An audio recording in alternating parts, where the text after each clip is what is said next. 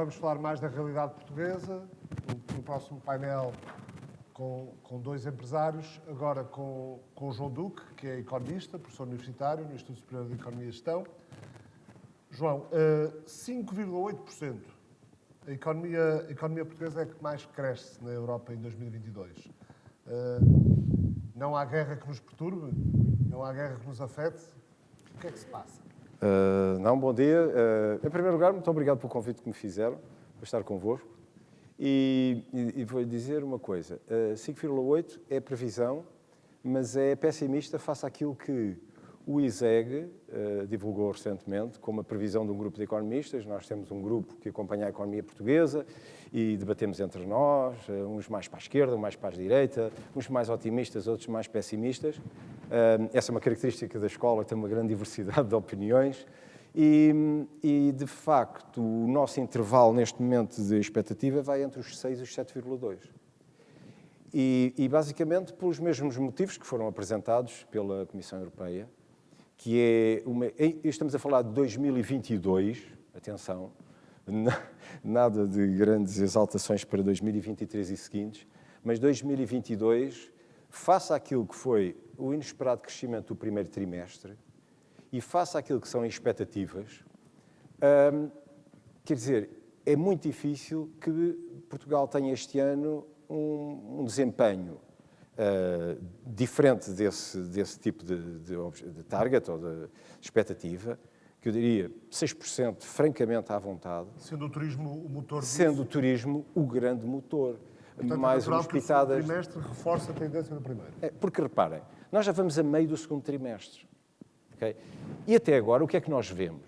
Vemos pelo menos muito movimento, quer dizer, há muito movimento, há muito consumo, nós sentimos já muitos turistas a visitarem-nos, os hotéis estão cheios, e ainda ontem, no parque de estacionamento, ao final do dia, encontrei 2 colegas do grupo e dissemos, então, parece que estamos muito animados, porque nós fazemos uma conversa por via digital, por e-mail, portanto, discutimos por e-mail.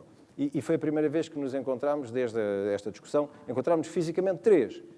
E eu disse, mas neste momento, digam-me lá, vêem sinais de que há alguma coisa, a menos que exista uma evolução muito negativa ao nível da pandemia, nós sabemos, de facto, que isso tudo pode afetar, mas, de facto, não está a afetar.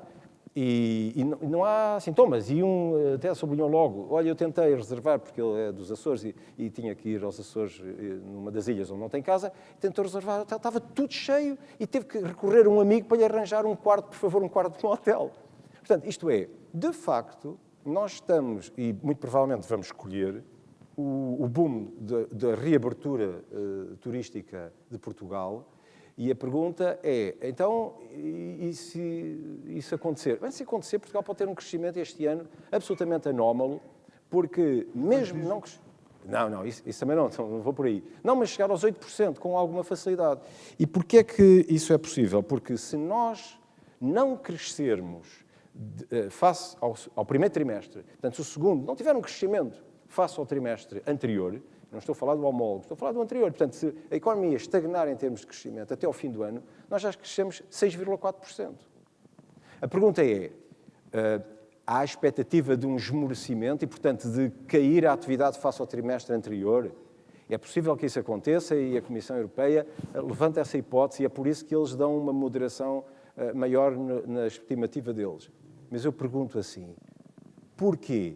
Tenho à frente uma expectativa de um acontecimento que venha a sobrepor-se a esta pressão crescente de procura? Tenho. Há um que, de facto, me preocupa, que é a inflação.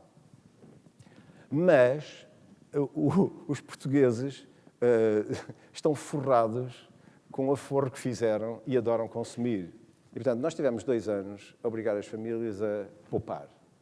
E agora, que tranquilidade. Portanto, até esse facto, para o início do período com forte inflação, mesmo ao nível de fatores de áreas, componentes da inflação, como a restauração e a hotelaria, onde os preços estão, de facto, a aumentar significativamente, é um dos componentes de pressão alta na composição do indicador de preços, até isso o mercado está a reagir bem, porque ou somos nós a sentar-nos à mesa, ou são os não residentes que se sentam à mesa. Portanto, é assim.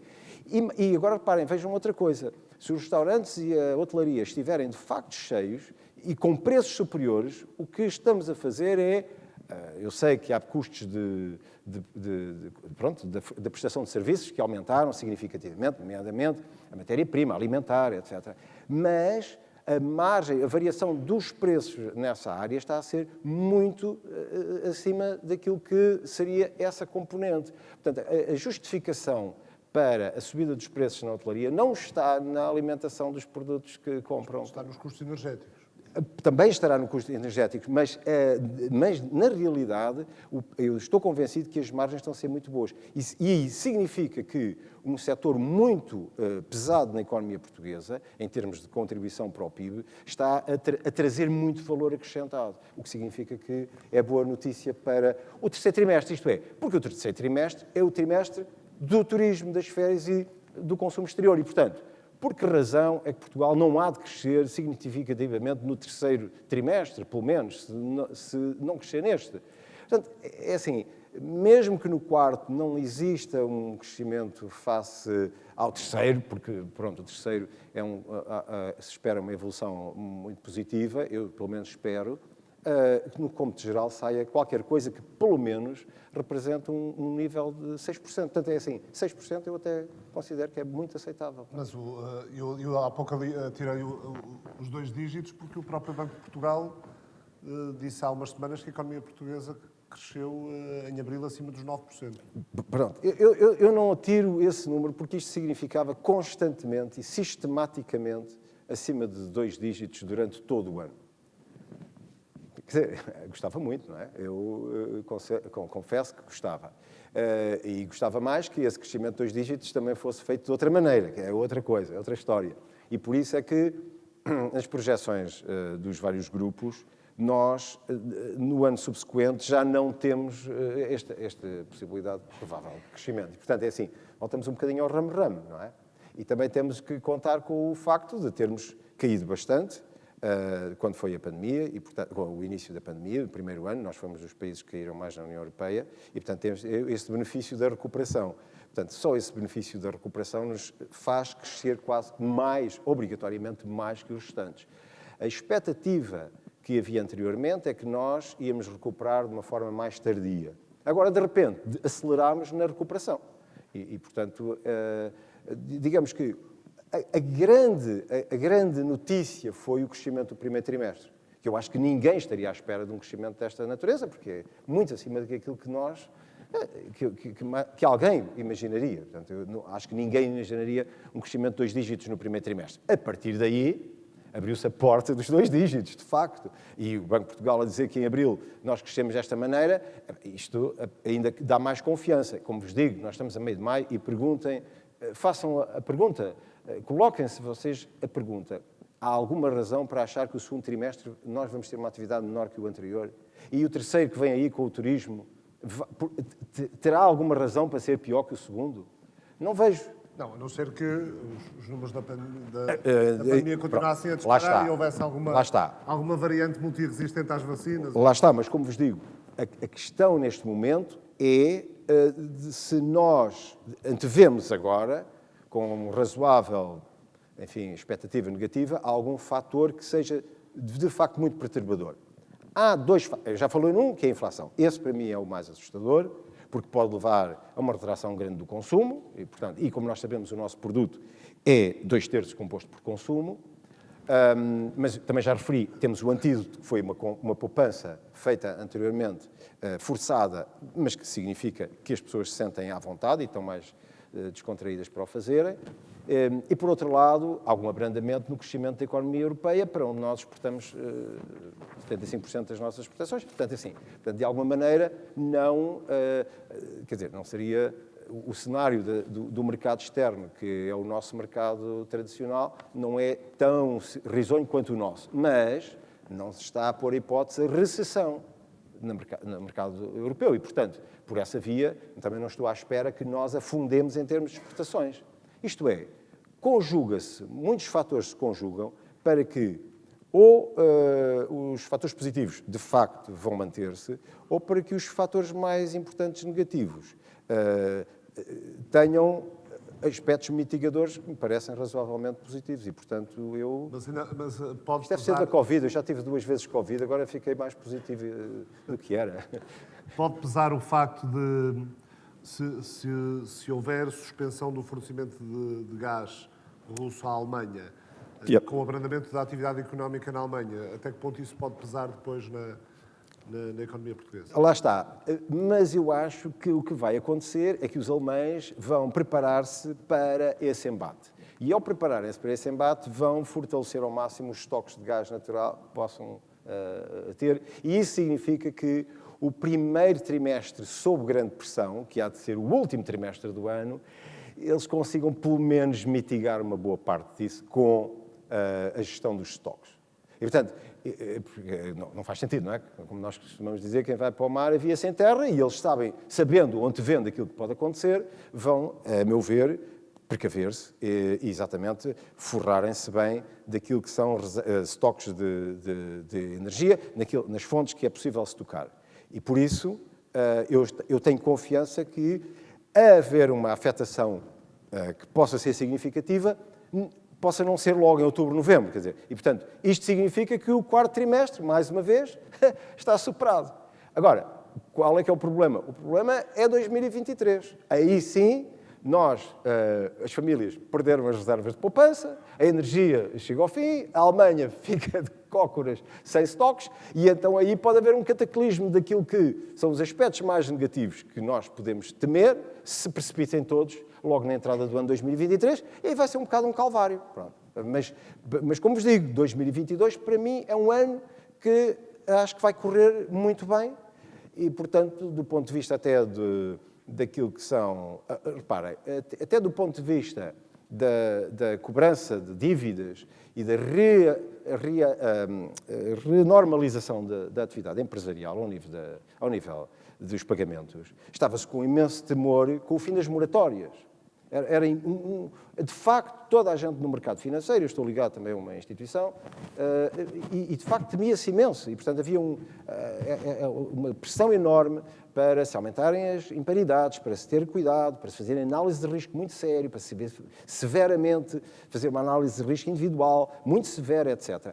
E o que aconteceu foi que se descobriu que, primeiro, muitos clientes que estavam a recorrer em Portugal às moratórias. E Portugal tinha, como sabem, dos países com mais moratórias em termos percentuais face àquilo que era o volume de crédito concedido. O que é terrível e assustador. Era assustador o volume de empresas que recorriam e famílias que recorriam às moratórias. E comparávamos, por exemplo, com a Alemanha, onde os indicadores, tipo 2% é que pediam. Nós tínhamos uma barbaridade, portanto, mais de 10 vezes isto. E, portanto, era assustador aquilo que, face ao número de pedidos. O que aconteceu? Quando começaram os bancos a perceber quem é que estava a pedir, começaram a ficar mais tranquilos porque perceberam que uma grande maioria destas empresas eram empresas que tinham todas as condições para não recorrer às moratórias, mas que, à boa maneira portuguesa, eles dão e a gente aproveita. Porque isto, agora se calhar não há. Portanto, e pronto. E de facto, o que é que acontecia? Não empurrar com a barriga, não é? Não é empurrar, porque é que eu estou a pagar? Eu não sei o dia da manhã, eles estão a dar isto e nós aproveitamos. Portanto, eram empresas que estavam a recorrer a moratórias e forradas de dinheiro. Pronto. Porquê é que estavam a recorrer a moratórias? Vão perguntar agora aos seus responsáveis porque é que o faziam. Mas eu acho que isto se entende sendo nós portugueses. Porque nós aproveitamos. Isso é uma questão de cultura empresarial? Um bocadinho, não sei, estão a dar, a gente aproveita, porque nós é que pagamos. Portanto, a pessoa diz assim, eu vou pagar o bilhete, não é? Portanto, já agora também entra na sala, porque não? Não é? Porque já se sabe quem é que pagava as moratórias, quer dizer, veio sempre parar aos mesmos, e então, por que não também aproveitar um bocadinho?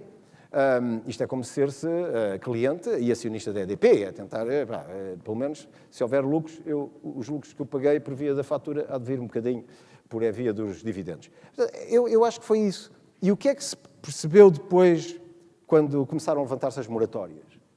que, afinal, as empresas começaram a pagar, etc. Portanto, aquele cataclismo não aconteceu, não é? Portanto, é por isso que eu, até estando a ver isto, que se está a passar em Portugal, fico mais confiança com as capacidades de pagamentos. Não quer dizer que não exista aqui e acolá desequilíbrios e pressões muito grandes. Claro. Quando diz aqui e acolá, setores mais vulneráveis. Setores, sim.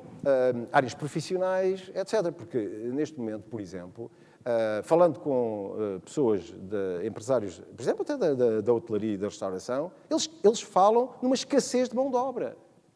Bom, e essa escassez de mão de obra, atenção, a meu ver, já reflete uma coisa que é, aí sim, um drive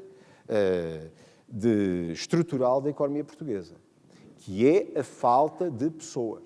Portanto, nós vamos... Mas é falta de pessoas associada também a e está a falar de um setor que tendencialmente tem salários bastante baixos. É verdade. Não, mas é que até aí. Até aí. E quando se fala com hoteleiros, por exemplo, com um nível de sofisticação superior, então a escassez ainda é maior.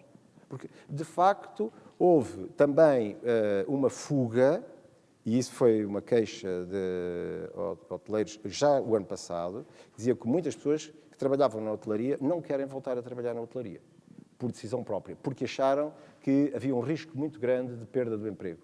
Portanto, é uma coisa interessante. Preferiam estar a trabalhar, por exemplo, num supermercado, achando que daqui a 5 anos continuam a trabalhar no supermercado e, portanto, que ainda há caixas de supermercado, caixas, a função do caixa, não é? Daqui a 5 anos. Não sei se há, se não há, eu diria que se calhar não há, mas pronto, quer dizer, porque é que há de haver um caixa de supermercado? Com a tecnologia que nós temos toda instalada, com os códigos de barras todos, com os chips que se podem meter nas coisas, quer dizer, não faço ideia, mas as pessoas, apesar de tudo, preferem muitas vezes trabalhar num emprego onde aparentemente, no retalho, onde sabem que as pessoas vão continuar a ir ao supermercado e, portanto, vão continuar a ter os seus serviços, do que trabalhar numa área em que há um lockdown, há um fecho, um estrangulamento e pronto, e já ninguém... Não há hotéis, os hotéis fecham, etc. Portanto, repare, mas a escassez da mão de obra qualificada, associada à atratividade que neste momento os recursos portugueses são atraídos, é dramático. É dramático para a economia portuguesa. É dramático para Portugal e é dramático para os futuros aposentados de Portugal, como é o meu caso. Já agora, também sou interessado na parte. Eu tenho que fazer aqui a minha declaração de interesses. E porquê é que é dramático? Porque nós, nos próximos 20 anos, nós vamos assistir a um aumento, uma mutação, que basicamente saem 1 milhão de pessoas da população em idade ativa que vão passar para a população em idade não ativa. Bom, e este 1 milhão... basicamente, é a geração dos anos 60, que já que está a começar a verificar-se isto, é que, atenção, a partir de agora, os novos que entram na idade ativa não compensam os que saem da idade ativa. Portanto, não compensam. Portanto, de ano para ano, nós vamos começando a carregar. Portanto, assim, grosso modo... Mas não compensam, quer em número, quer depois no... Não, mas isto depois é gravado, com outra coisa. Remunerações que... Ora bem, depois, ainda por cima, eles são atraídos para fora, os jovens com qualificação são atraídos. E ainda agora existe um outro fenómeno que é muito interessante, que é o daqueles que saem e entram logo, que eu já lhes chamei os emigrados ou os amigrados. Eu nem sei como é que é de chamar agora. Bom, mas fixaram destes dias do nome. Já falo disto. Para terem uma ideia, isto significa, todos os anos, que, em média, são 50 mil pessoas que se perdem no mercado de trabalho, na população ativa. Ora, nós sabemos o que é que custa ganhar 50 mil postos de trabalho. E quanto é que custa perder para a economia portuguesa? E tem numa legislatura, são 200 mil pessoas. É imensa gente.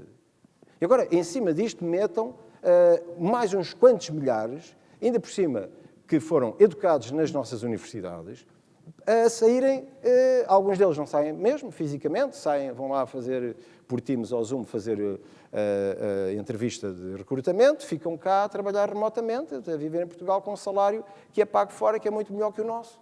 E, portanto, essas pessoas, o que é que fazem cá? Pode ser que não é muito mal, já pelo menos ficam cá a consumir. E até têm mais rendimento para comprar uma casa, se o quiserem fazer, face àqueles que trabalham cá por conta dos cá. Mas, de facto, a margem vai toda para lá. Portanto, o valor acrescentado, a diferença entre o preço de venda e os custos de incorporados, essa margem, que depois, em termos de valor acrescentado, pode ser repartida entre as rendas, os salários, os juros e os lucros. Quer dizer, o que é que fica cá? Ficam cá salários. Se ficarem. Porque reparem que muitos deles, se calhar até abrem conta fora de Portugal e, portanto, não ficam. Portanto, nós nem sequer podemos estar a contar, se calhar, muito com as remessas dos imigrantes. Quer dizer, isso esqueçam, porque eles não são bem a mesma coisa. Isso é uma geração completamente diferente daquilo que era o imigrante tradicional, não é? Que ia e assim que saía de Portugal e metia os pés em França, no Canadá ou na Alemanha, onde fosse, ia logo direitinho a um banco português, tinha lá uma agência, abria uma conta e pumba, e era às passadas para cá. Portanto, eles poupavam, para depois fazer cá construção, etc., as casinhas. Portanto, isso vai ser muito diferente e eu já não conto com eles. Ora bem, agora vocês vejam o que é menos 1 milhão de pessoas em população de idade ativa, com esse 1 milhão de pessoas transportado para a população em idade não ativa, que vai gastar muito mais em saúde, mas muito mais, tem altos níveis de exigência, porque a minha geração não é como a minha mãe. A minha mãe, tudo que lhe dão, acha bom, acha fantástico, não é? Eu não. Eu dou-me e eu reclamo. Quer mais. Pronto. É da natureza, da forma como nós fomos educados.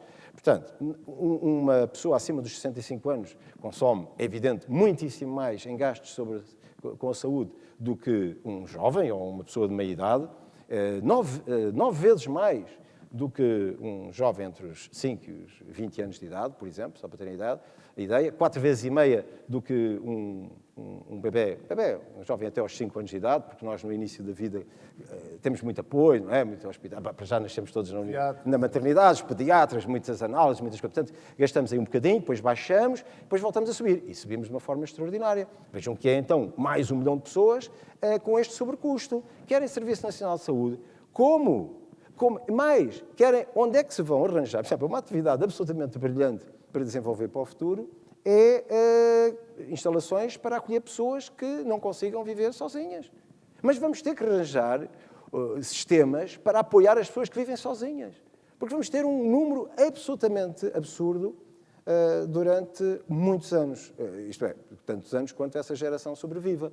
E, portanto, depois a demografia portuguesa estabilizará, essa é a projeção do INEP, eu depois já cá não estarei para ver isso, não é? Mas quando falam em projeções a 2060, 2080, pronto, nessa altura a população portuguesa está estável.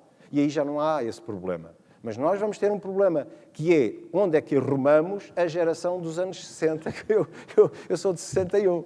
Onde é que se arruma esta gente? Não é? Nos jazigos já se sabe onde é que é. Pronto. Mas antes disso, não é? Essa fase... Onde é que se arruma esta gente? Como é que se cuida desta gente? E a pensão que temos que lhe pagar. À custa de um número muito menor de pessoas. Portanto, isto é, nós precisamos, e agora eu gostava de falar um bocadinho só uma nota mais, não é de positivismo, mas é de chamada de atenção, nós precisamos que os nossos investimentos tenham um drive absolutamente crucial, que é produtividade. Porque tudo aquilo que nós façamos, que é usar recursos para gastar em despesa, mesmo que de investimento, que não é provado que seja de facto produtivo, ou expectativamente produtivo, é estar a utilizar recursos que podiam ser usados noutra atividade. E essa atividade é crítica, porque nós sabemos que, se não fizermos isto, que é aumentar muito a produtividade para que os mais, na altura, mais jovens, consigam, sendo menores em número, garantir a sobrevida, portanto, a vida além dos 65 anos, dentro daquilo que se considera hoje razoável, vamos ter um problema social. Vamos ter um problema social. É que essas pessoas vão dizer: eu não pago mais, não pago impostos, não quero pagar mais. Porquê? E agora reparem com outra característica muito interessante. É que os votos vão migrar 1 milhão de votos para o outro lado. Atenção. Portanto, nós vamos ganhar as eleições. Eu estou a dizer isto, às vezes, com um bocado de ironia, mas é assim, quanto mais nós defendermos a produtividade do fator trabalho ou do fator capital, e quanto mais nós pugnarmos pela remuneração justa do trabalho qualificado, etc., mais garantimos que fazemos uma transição portanto, suave, não é? E sem conflitos sociais. Ninguém quer isso, naturalmente. Ninguém deseja. Agora, se deixarem levar as coisas ao limite, vai haver problemas. Portanto, por isso é assim, a economia tem a chave, a meu ver, da solução social. Outra área que pode ajudar aqui a resolver o problema é a imigração. Pronto. Agora, é assim, mas imigração para fazer o quê?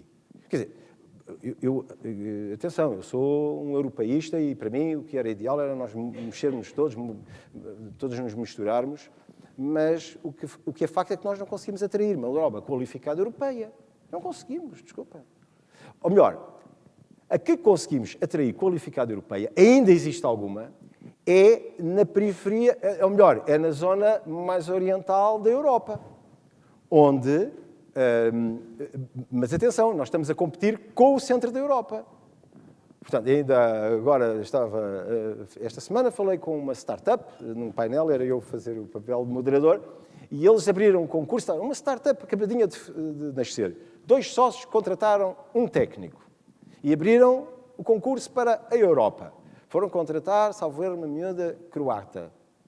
Bom, eles disseram, nós conseguimos recrutar um quadro que achamos muito bom, etc., mas não foi em Portugal.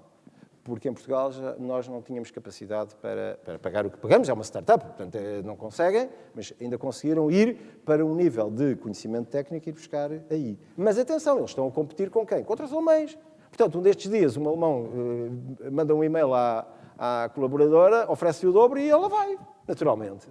Quer dizer, atenção, está também a trabalhar remotamente. É assim, ela não tem que sair do espaço físico, nem tem que dizer adeus aos pais, nem aos amigos.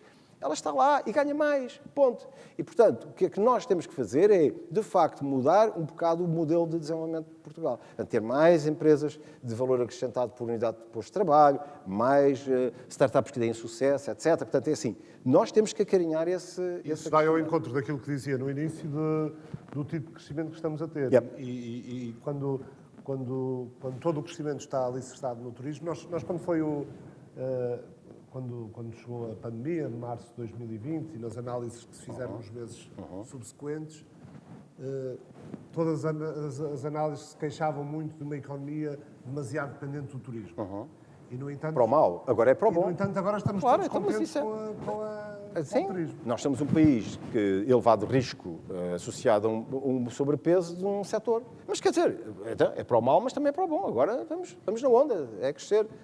Agora, atenção, mesmo dentro do turismo, o que era excelente era termos um turismo em que o valor acrescentado por unidade de cama, mesa, o que quiserem, fosse elevado. Elevado. Porque isso sim, isso é que nos permite depois ganhar o tal diferencial e aumentar a produtividade e depois remunerar os fatores bem e também poder pagar impostos, que é importante, porque nós temos que pagar impostos. E a questão da imigração que falava há pouco, se estamos a competir com o centro da Europa, porque é que as prioridades em termos de recrutamento não passam para outras áreas geográficas que não a Europa? Eu não sou recrutador, mas fazem sentido. A questão é se as pessoas... Vamos ver. Lá está. A pergunta é, eu vou criar um posto de trabalho. Este posto de trabalho traz muito valor acrescentado ou pouco valor acrescentado? Se me traz pouco valor acrescentado, eu tenho que ir buscar um trabalhor pouco qualificado. Quer dizer, um trabalhador pouco qualificado, quer dizer, pronto, não é a solução para Portugal.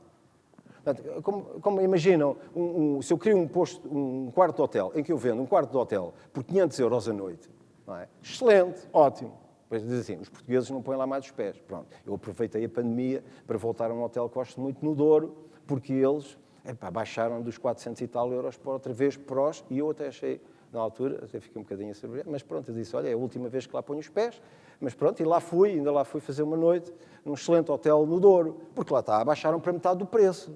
Mas mesmo assim estavam nos 200 e picos. Atenção. Agora, assim, eles este ano, de certeza, que já estão outra vez a bombar lá em cima. Mas é que o turismo português não é só isto. Nós temos algumas cadeias, temos a Vila Galé, o Pestana, etc. Temos algumas boas cadeias, mas não é tudo. E, portanto, está a ver? Portanto, é assim, para servir num hotel, numa pousada do Pestana, etc., certamente não vamos buscar um imigrante que não sabe falar sequer Português. Bom, português. Eu não quero que ele fale português, mas sabe falar inglês, só se for nativo de uma ilha qualquer ex-colónia britânica. Mas, quer dizer, temos que ter algum cuidado nesse tipo de quem é que vamos buscar. Porque depois não sabe servir, não dá. Pronto, não sabe fazer aquilo que um cliente sofisticado exige de uma unidade hoteleira desse tipo. Portanto, em suma, se quiser uma palavra, é assim, vamos ter um bom ano 2022. Acho que pelo menos podemos felicitar-nos e para todos aqueles que contribuem para isso. Podemos relaxar um bocadinho a guarda sobre o stress de 2022. Preocupação em relação à inflação, sim, muita, porque ela pode também virar a coisa. E atenção, as taxas de juros também vão subir, não é? As taxas de juros de curto prazo, mas lá está. Vão subir, se calhar, se as pombas dominarem, vão subir 0,25, se as águias, os falcões, não as águias, os falcões, vingarem os 0,5 já de supetão, o que atira logo as Euribors um bocadinho mais para cima e, portanto, aí as famílias portuguesas ficam um bocadinho mais pressionadas ainda, mas com a reserva que temos de alguma poupança, se calhar conseguimos passar aqui, pelo menos, fazer as férias no Algarve, todos contentinhos. Depois já sabem que outubro, novembro e dezembro já não somos nós a fazer turismo, já são os turistas estrangeiros. Aí a questão é diferente, mas eu estou convencido que 2022 vai ser bom. 2023, vamos voltar um bocadinho ao ramo-ramo e preocupação é mudar, valor acrescentado por unidade de posto de trabalho ou por unidade de capital investido.